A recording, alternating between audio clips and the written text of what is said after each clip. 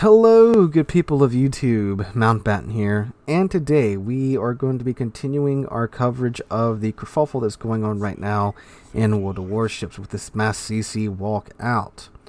So speaking of the mass CC walkout, I'm going to read through an updated list of CCs that have left the program. This is a list I found floating around my Discord page.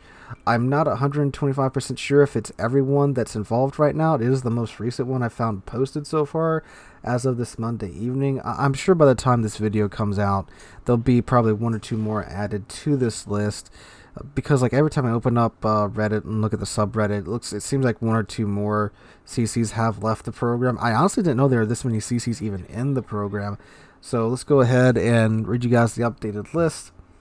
So, Jingles, Flambass, Little White Mouse, Clyde the Monkey, Mr. Gibbons, Chaos Machine, Yours All, I Chase, Doc Brider, Evil Siku, Dobie Mate, Turi, Atam, Denarmo, The Grumpy Beard, Pony Hair Jedi, Mage T, TC Freer, Black SK, A Thoughtcat 101, Malamu, Thomas Lagner, Homer, and Charade have all left the CC program. So what's really important to note is something I brought up yesterday. These smaller CCs leaving the program are really taking a huge risk with their channel, because these guys don't have the income to pay for premium ships to review themselves. Now, there have been quite a few smaller to medium-sized CCs that have said, I'm staying in the program because I simply cannot afford to leave, because they cannot do what they can do without being supplied by Wargaming in terms of premium ships, which is completely understandable. Like I mentioned yesterday, it wasn't until very recently that this channel supports what I do with the ad revenue and the donations that you guys so generously give to the channel. So I'm a fairly decent sized channel in the World of Warships community. Not the biggest, definitely not the smallest, but I would say in the medium-sized area, leaning towards slightly large. And I'm just now able to cover everything with the ad revenue that the channel brings in. There's no way that these smaller CCs have a hope of doing that. So they have to reach into their own pockets to do it. So it's completely understandable for them to stay in the program, and don't harass them or anything for staying in the program. On that same note too, I just want to reiterate something that I said yesterday as well. The Wargaming employees that you guys interact with, these are not the guys that are responsible for what's happening. They have no control over the direction that the game's going or what the upper management is doing. They're probably in the same boat that we're in, meaning that they're just told what they can and can't do, and that's it. The only difference is that they get paid, unlike the CC. So it's not worth it to go rage on them about it as well. Like I said yesterday, the best thing to do is to zip up your wallet and let those at the top hear you with the cutting off of the cash to their company. On that note too, yesterday I asked you guys what you would like me to do in terms of premium ship reviews. Like I just said, I'm not a CC. Don't get anything provided to me by Wargaming. So I have to buy everything that you see on the channel with ad revenue from the channel. And overwhelmingly, the response was, you guys would like to see a hiatus on premium ship reviews. And you have spoken, so I shall listen. So from this point on, there won't be any new premium ship reviews on the channel. We'll be taking a look at tech line ships as they come out, and a look at older premium ships that probably most of you guys already have, just seeing how they age in the game. Some things that I have already been doing that have been proven to be quite popular, like well, it used to be called the A Look Back At series, but apparently YouTube doesn't like when you name something in a series anymore, so I just kept switching the titles around. It's where we take a look back at older premium ships and see how they aged in the game, or even older tech line ships and see how they've aged, like the Zal video I put out a little while ago, the Graf Zeppelin video I put out a long while ago. You guys seem to enjoy those, and I enjoy making those, so that's probably what we'll be doing for the foreseeable future, along with, again, taking a look at new tech line ships as they've come out. Normally by the time a new tech lines come out, I definitely have more than enough free XP to get to, well, all of them, and then take them for a spin, make a little review on them, so forth and so on. So that's what we will be doing. However, just in the favor of full transparency, I do have quite a few doubloons still in my account, so I have to purchase. I usually purchase the 100 or what is it now, the $120 doubloon bundle every so often, just because of the nature of running a Warships YouTube channel. I won't be doing that, of course, anymore. Just that I've already did that for this month. So I'm sitting on, I think, like 20 or ish thousand doubloons already. But once those run out, I'm not going to replenish them. I do also plan on still picking up the Repulse whenever it comes out. It's just a ship that I've been waiting to come out in the game for so long, and I've already bought the doubloons already, and it's hell to even try to return doubloons or get refunds on doubloons altogether, especially with the way Wargaming's been recently. So we'll just burn those doubloons, and then after that, no more dubs, no more money to Ouija. And I got like 2 years of premium on my account too, so there's that. Alright, so going into what's new with this whole situation. So there may actually be some early indications of change at Wargaming. If you guys haven't seen it posted around the subreddit or on the forums, there are 2 new job opportunities at Wargaming. The first one that I saw was a position for an English teacher. Oh man, if this isn't intentional or a response to what a lot of us have been saying, it is one heck of a coincidence. So there's a job advertisement on the Wargaming website for an English teacher, specifically in teaching English to Russian-speaking persons. So yeah, that of course has been something that has plagued Wargaming so hard, especially recently, which is of course their Russian to English translation, which myself and many others just wonder, why don't you hand your Google translated article to someone in the North American office, let them read over it, then send it back to you. Like I get there's a time delay between St. Petersburg and the USA. It's one's on one side of the world, one's on one side of the world. I get that, that takes a bit of time, but surely you have these articles prepared at least 2 or 3 days ahead of time. It can't be that hard to shoot an email to, I don't know, Dave over in Wargaming NA, and he can get back to Petro over in St. Petersburg within a day or two, and just fixing some pretty simple grammar errors or sentence structure errors. And this is something that people always seem shocked about, that, oh no, they totally meant to word this badly so that you'd be slightly confused about its wording and phrasing. As someone who reads devlogs and reads pretty much all the articles concerning World Warships, I can promise you it's not. Because it's consistently bad throughout dev blogs and articles and such. And maybe once or twice it was left kind of vague to get people to think one thing. Like, I'm 125% sure the Missouri wording for Missouri will return for doubloons was 100% worded like that to make everyone think that we would be able to just buy the ship outright for dubs. It was worded just like that. I'm 100% sure in that case that that's what happened.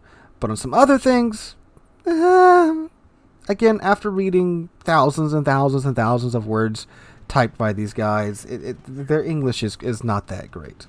So that's one thing that happened, which I do hope they find someone to teach proper English to whomever is writing these articles. Second thing that opened up was an internal communications manager or director, or however it was worded. Guess they're planning on plugging that communications gap, huh, guys? So, 2 positions that would hopefully fix 2 major issues that we've had with Wargaming. One being their translations, the other one being their communication issues. And it's really interesting to see the internal communications director, because time and time again, we've heard from CCs, we've heard from Wargaming employees, we've heard from ex-Wargaming employees that the communication between St. Petersburg and the other Wargaming offices, especially concerning World Warships, is absolutely atrocious. And is, again, according to Wargaming themselves, what happened with Little White Mouse and the Yukon. And it's really strange that they didn't already have a manager for all this set up already. You know, how does a $1.5 billion company not have a director for that? But now they're looking for one. And it's totally possible that they've just been winging it. You know, less people they have on the staff, the less managers they have to pay, that's more profit in the bank. And as we've seen recently, Wargaming is definitely wanting more and more profit out of us and out of the game themselves. So, yeah, sure, if you can short staff the devs in that way to where there's just, you know, kind of a just whole fiasco with the communication system, yeah, totally. But maybe they're finally realizing that all these blunders and mistakes are being viewed as not blunders and not mistakes, but rather intentional now, even by someone like me, who I normally give them the benefit of the doubt in many cases, because I like to approach things level-headed and try to see things from both sides. But yeah, with the frequency they've been happening at lately, it's getting hard for me to believe too that these are simple mistakes, and it's either just terrible negligence at this point or intentional, and I'm really not sure what it is. But who knows? Maybe with these positions filled, maybe we'll see a bit of improvement from Wargaming in this aspect. I do truly hope they do improve, because I really like this game. I complain about certain aspects about it a lot, but you know why? It's because I love the game, and I want the game to be in the best place it can possibly be. I don't agree with submarines being added at all. I think it would be best if they would be left out of the game, but you know what? I took part in all the testing. I provided feedback in terms of the written surveys and also the videos I made on my channel, and you know what happened in a lot of those cases? Wargaming listened. I'm not saying it was because of me, but I echoed a lot of what I heard the players saying, and those changes got made. So I know there's someone at Wargaming, and probably a pretty darn good, decent-sized group of people that do listen and that do care about the game. All the major issues we had with subs after, I think, the second round of testing, literally all of them got addressed. The ping being highlighted on the hull of the ship, the insane damage of the torpedoes, and the abuse of the diving mechanics, that all got addressed. And that's just 3 things. I made a whole 30-minute video covering the changes. And just about every single change that happened in that change from, I think, the second sub-test to the third sub-test were things that the players said needed to change with subs. So I know there's people that care at Wargaming, and there's good people at Wargaming. It's just the top brass that really don't care about the game. All they really care about is profits. And the only way to make those guys listen is, again, close your wallet. Don't spend any money on the game for quite some time. Then maybe they'll listen. But anyway, so those are 2 things that have happened so far after my little soapbox session there. Also, as well, we're apparently expecting a message from Wargaming about the situation, I'm assuming. It was apparently supposed to happen yesterday, but from what we heard from the CCs left in the CC server, I really don't know how many there are, but I don't think there's really too many left. No large ones, I think, at all are left in the program. But they were planning on releasing a statement today, the day of recording, Monday, but apparently it's supposed to be out tomorrow, which is Tuesday, which is when this video will be going up. Now, I sure hope they take their darn time with this statement. And who knows? I really don't know what to expect. This level of protest, I don't think has been reached beforehand in World of Warships. I know with the Puerto Rico disaster and fiasco, whatever you want to call it, they had some humdinger responses. Everything from "we're quite generous" to "this event's made for disabled people." God, looking back at the Puerto Rico disaster, what simpler times. What simpler times. So I really don't know what to expect from this statement. It could be they're going to like completely 180 themselves and such. I doubt that. I extremely doubt that. It could be a general, "oh, we're sorry that you feel that way," and they may make some general bland statement about the CC program being optional and still being a fantastic thing. I don't know what to expect. I truly don't at this point. But that should be, again, unless they push it back again, that should be coming out today.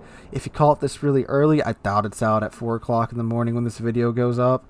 It'll probably be toward this evening. And I know that that's all their streams comments have been. I've been checking the official Warships Twitch channel, and boy is chat up in arms just about every time I look at it. It's quite fun. It's quite fun reading chat recently in their official streams. But that's all that's changed to my knowledge so far. That's all that's really developed since I made the video on Saturday. All the major news, at least. Several other CCs, former CCs have put up videos explaining their situation and their views on the topic. Jingles put up a fantastic video on his Monday video for his Mingles with Jingles video. He does a really good analysis and explanation of what happened, and I do encourage you guys to go check that out just to hear it from his own words, as I'm sure most of you probably have already. But that's all for today. Tomorrow, depending upon what type of statements made, we might be back to our regularly scheduled Warships content. Should be talking about surface ship versus submarines, but again, who knows with how this is going. Anyway, guys, thank you guys so much for watching. Again, thank you guys for getting the channel over 28,000 subs yesterday. That's absolutely amazing. Hope you guys enjoyed. If you did, make sure to drop a like and subscribe to the channel. We're still on the way to 30K. I was planning on doing a giveaway for 30K, but with the situation being what it is, we'll see. I doubt we'll hit 30K that fast, though. I'm pretty sure this will probably be settled, or the dust will have settled at least for this whole fiasco by then. But anyway, guys, thank you guys so much for watching. Hope you guys enjoyed. Hope to catch you guys in the next one.